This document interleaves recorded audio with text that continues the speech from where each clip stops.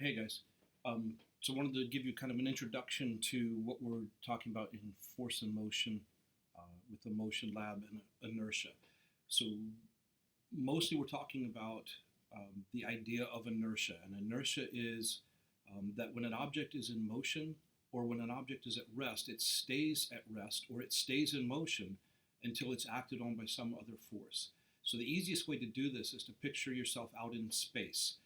If you picture gravity's gone, friction's gone, all the other things that might act upon something that slow it down, air resistance, drag, any of those kind of things, all of that's gone when you're in space.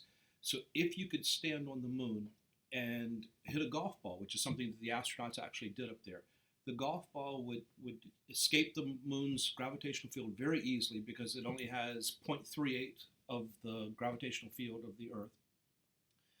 And it would just travel into space forever, and it would never, ever, ever stop until it came into the gravitational field of some other planet. So as long as it stayed away from the gravity of another planet, it would never stop going. So that's inertia.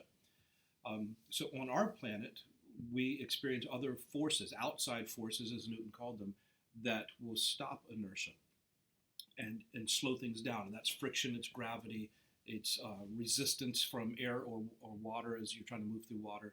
Any of those things.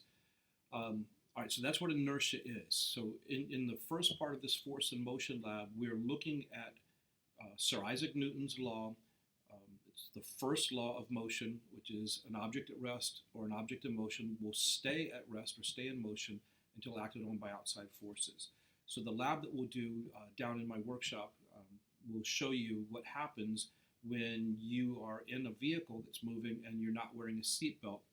And it'll demonstrate the effect of inertia. So when you watch that lab, you would need to write down the observations that you make, what you saw happening, what the setup looked like, and then what you saw happen as I did the lab. And then also you will need to write a conclusion, a paragraph that says, this is what happened and why I think it happened. Thank you for listening. All right, we're talking about the motion part of force and motion. And the biggest idea behind the motion that I want you to take away right now is the idea of inertia. I'll put a sign down here so that you can see the word over and over and over again. It's one that you need to write down and you need to have the definition from, which you can get from the other assignments that you're doing. So Newton's first law of motion says that an object at rest will stay at rest and an object in motion will stay in motion until acted on by outside forces. And that basically is inertia. Something will sit still, and that's inertia if it's sitting still, and something will stay constantly moving. That's also inertia. It doesn't have to be one or the other. Either way is inertia.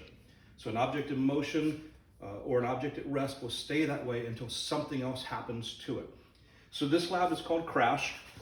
Your job is to watch the lab. I wish you could be doing it in the classroom, but we'll make it work for today.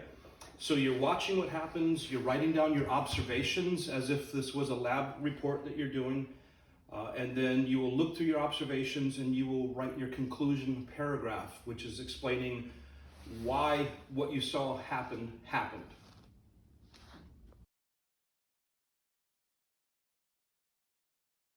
Okay, our guy without the seatbelt traveled about 11 inches. That's where I had marked it on the tape measure.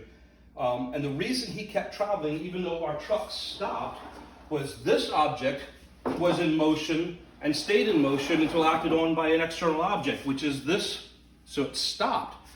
Our guy, however, not being strapped in, there was no outside force applied to him, so he keeps going. He's in motion because the truck's in motion, and his motion just never stops. He keeps going. All right, we've now raised the ramp to a new height here. And I'm giving you the height of the ramp because the angle of the incline matters because it builds up more momentum. All right, 18 inches to the top of the ramp. So the more momentum something has, the more force it takes to stop it, but also the more inertia it has. Inertia is going to keep it moving here, and so the more momentum the thing has in motion, the farther it's going to travel or the harder it's going to be to stop. So again, we're looking at where the guy is going to land on the tape measure as we launch him a little bit higher. elevation. Here we go.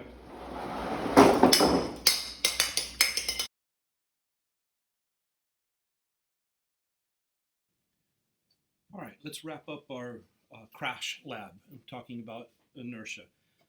So you've been down in the shop with me where you saw the truck driven by my stunt double, John Deere, and he drove down a ramp that was at a 12-inch high incline, and then he flew. What did we end up with on that one? 12 inches, I believe it was. 11 inches. It was 11 inches. And then we raised the height of the ramp up to 18 inches, went down the incline again, and that time he flew 16 inches, if I remember the numbers right. And they're in the video. You just saw them already, so you'll know the numbers better than I, perhaps. So what have we taken away from that? You've done your observations as you watch the lab, so you're writing down things like the ramp is 12 inches high, the stunt person flew however far you saw him fly in that run, and then that the ramp was raised to 18 inches, and then the stunt person flew that far. And you're telling me why now in your conclusion that you thought that the things you observed took place. So why did he go beyond the truck when the truck stopped? That's the first question to answer. And then why did he go much farther when the ramp was elevated more? And then what do you think would happen if you elevated the ramp even more? And we could have done that. We could have jacked the ramp up to 24 inches would be probably the next stop that I would use. But when I was messing with it, setting it up before I started recording it, so you didn't get to see this part, the ramp got steep enough that the stunt guy was just being hurled right into the concrete at the bottom of the ramp because he was traveling in a straight line. Inertia was still taking place. So when we got to the bottom of the ramp, like if you could picture this being the ramp, when he came down to the bottom, the ramp was so steep like this that he was just literally flying off the ramp and just slamming into the concrete. So we weren't getting any distance measurement at all. So what would have to happen to raise the ramp higher we'd have to make the ramp much, much longer than the 4 feet that I was using, which is completely doable. And if you're playing around at home, especially if you're reducing your scale and using something like a Matchbox car or something much smaller than I was using, then it'd be easier to expand the scale and do something like that. You could play around with what happens when you raise it higher. Or you could do it as a thought experiment. And thought experiments are what scientists call doing an experiment without actually having the ability to have all the tools. And it's a thought experiment that allowed Galileo and Einstein and Descartes to tell us how the universe actually functions. They are the three guys that discovered this, the laws of motion. Newton gets all the credit for it, even though he was the last of the three guys working on it, because he was able to put it in such concise terms when he wrote his 3 laws of motion. But Galileo in the 1500s and early 1600s, Descartes in the 1600s, and then Newton in the 1600s after both of them, all 3 of them were proving these laws. And none of them had any way of putting anything out into space where there are not other forces acting on objects to be able to see this. So they all were doing thought experiments, and you could do the same thing. If I raised the ramp to 24 inches, this would happen. If I raised it to 36 inches, this would happen. So I encourage you to do a thought experiment. Make sure you find your own stunt double. Don't do the driving yourself because you can't be buckled in, otherwise the lab doesn't work. And make sure that you email me your assignment. Email me your assignment. Do not turn it into Teams. Do not do anything bizarre with it. Just email it to me. And I want to see the observations that you made and the conclusion that you wrote.